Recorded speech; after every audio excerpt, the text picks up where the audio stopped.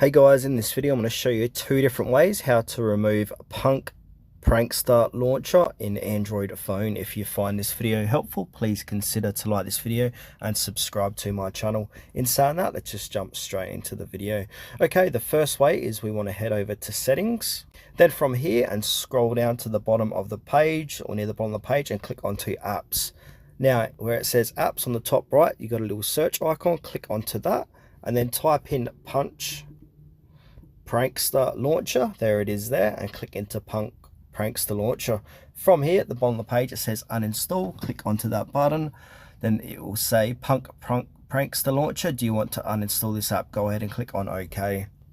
Alright, another way to do this is to find the app on your mobile device. So here it is here, so I'm going to click and hold down and then click in the eye to go into app info. At the bottom of the page it says uninstall. Click onto uninstall Punch Prankster Launcher, do you want to uninstall this app? Click on OK, and that's going to go ahead and uninstall that from your mobile device.